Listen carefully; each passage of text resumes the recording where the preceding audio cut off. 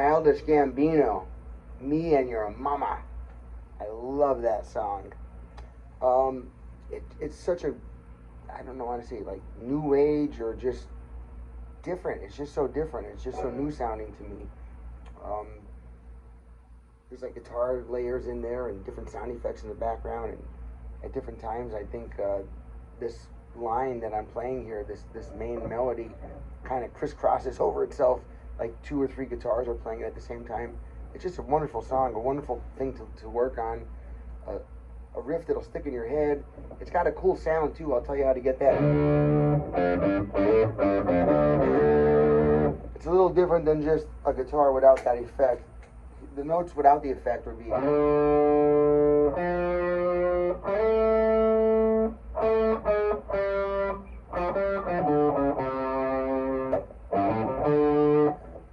But they have this effect. As close as I can get to it with the guitar pedal. They might have something more in the studio. But I use what's called an octave. It just adds an octave lower than what I'm hitting. So I'm getting the note that I'm playing plus the bass note lower than it. So I'm getting, and it makes it sound nice and thick. Now, if you have a Boss Katana amp, I can tell you how to get that. Later in the video, I'll do that.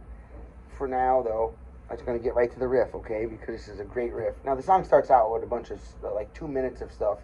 And then when the words are ready to come in, there's, like, this great sinister laugh. And during the laugh in the background, you're getting this.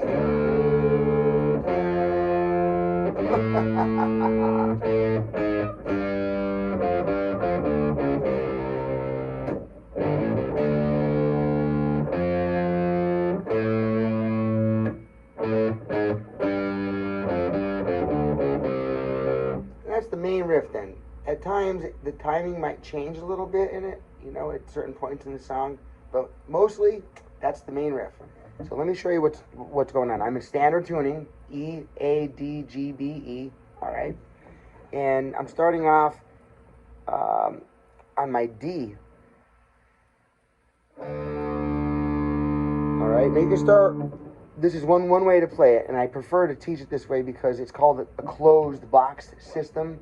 So then this will give you skills to play other parts of other songs, okay? But there is an easier way to play this, all right? I'm just going to start with the most common way to play it. So the most common way would be grab your D note here.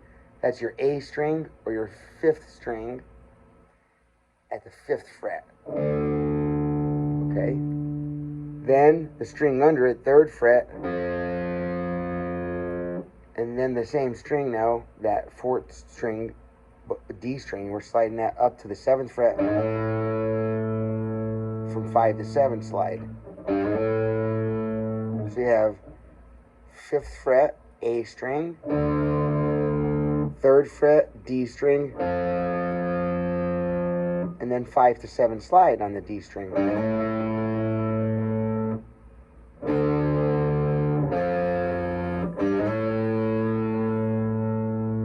And then starting on that note again, that's an A note. A flat, G, A flat, G.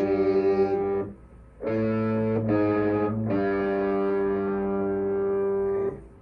Then 3, 5, 3.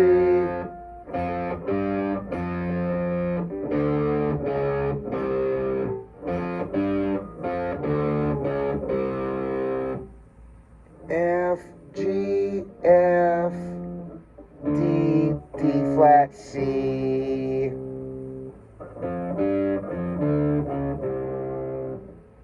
D, D flat, C. F, G, F, D, D flat, C. F, G, F, G, D, D flat, C. So from the beginning you got D, F, G. Oh, I'm sorry, G to A slide. So D, F, G to A slide. A flat, G, F, G, F, D, D flat, C. There's awesome stuff right there. And then there's this cool riff. That's how he starts the phrase over every time. 3rd fret, or a low G, up to the A, string under it, 5th string, same frets, 3 and 5 again. See that?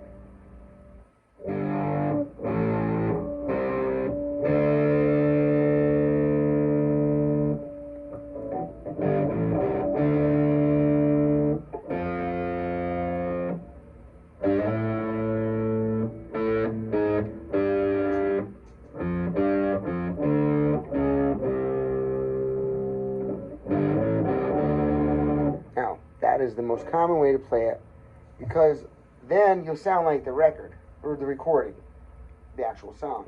They have these slides in there that I can hear, okay? Like,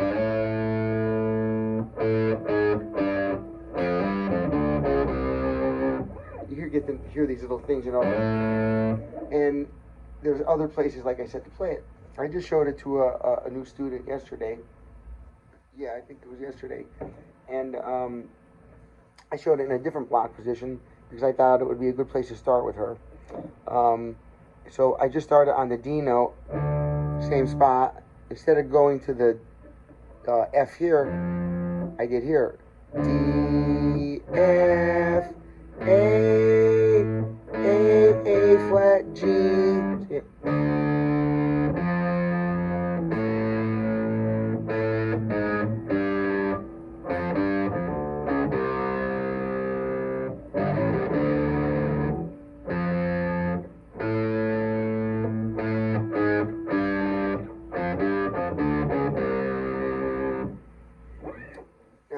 There's reasons why I do that. She's a beginning student on guitar. She's been taking piano for a while, so you know she has some music theory already. I'm trying to get her to apply it onto the guitar and show her these different positions. So, but though for you guys, I would start on the one that I showed first because that I think is the most common way that you should play it. However, if that's a little too hard for you, a little too difficult, let me show you the easiest way that you can play it on the guitar. Okay. Now, I wouldn't say it's the best way to learn if you're a guitar student trying to get better on the guitar. There's more skills to be learned in the way I showed it first. Now, this other way I'm showing is just a way to, it's an alternate way to play it and a way to learn the notes on the neck. Because notice I'm calling the notes out by letter name. That's by intent, because I'm hoping that people learn not just what spot, like, 5 fret, 5th string. They should learn that that's a D note. And then if you watch how I'm teaching it, I'm going D and then F, but then the next time I'm showing it, it's just D and you're using the F here. D, F, D, F. So there's all this theory built into it. If I were you, it goes for each part of my video, all of it. It's, just like a great 15-minute guitar lesson, look at it that way. And at the end, you have a great song to show for it, right? And a great lesson with other stuff that'll make you a better player at all the other songs that you're going to do.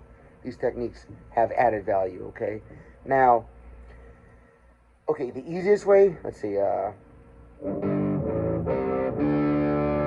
that's, I'll show you here where I'm picking so it's easier to watch. 3rd fret, 6th string, that's my G note. G, A, C, D,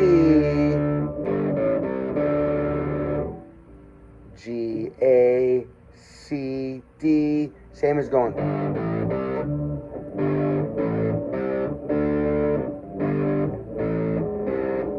Same thing.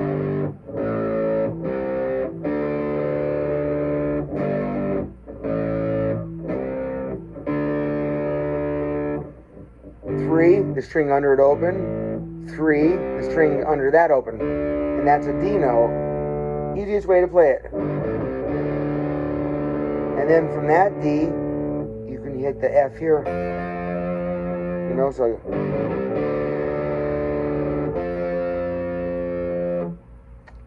I can tell that's not how he's doing it on the record though, or she, because you hear all this ringing out. La la la la.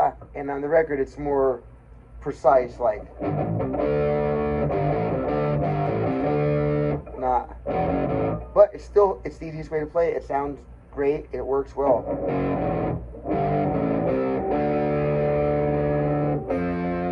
And then from there you just do the same thing. Slide from 5 to 7.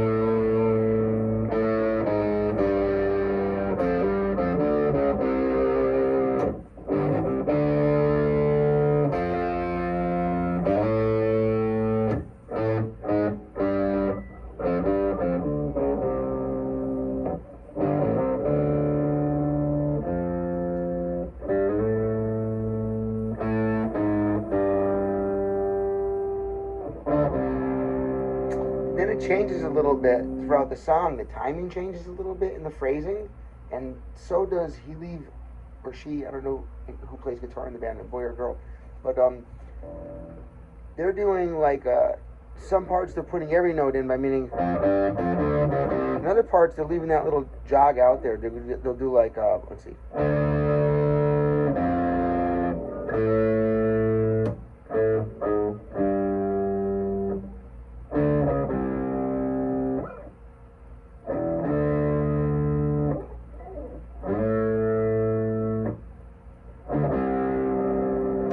Kind of skipping notes in between, but still hitting the main ones.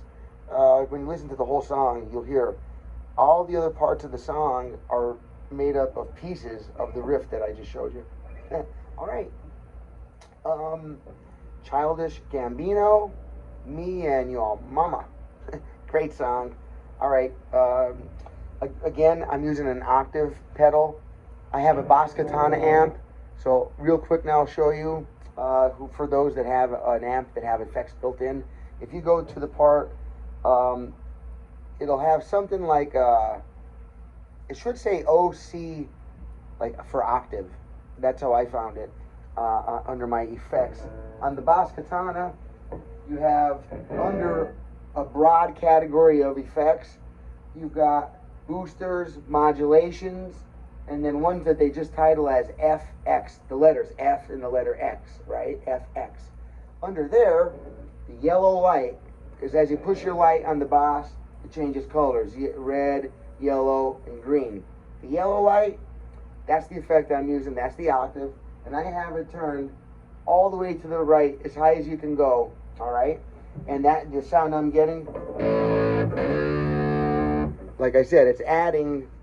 And by turning it all the way to the right, that's giving it, I think, its full volume. So the note that I'm playing, the guitar note that you're actually hearing of my guitar, the note that it's producing, the bass note, is as loud in volume as the one I'm playing. So we're hearing both of them at the same time and the same volume.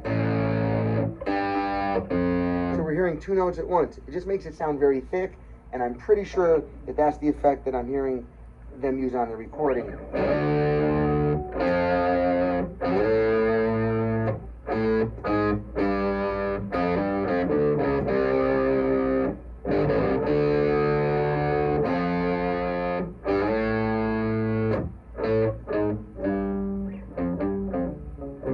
Sometimes in a song it gets real quiet, real low. They might even, yeah, probably not just pick lower. They probably turn the volume down. You know, so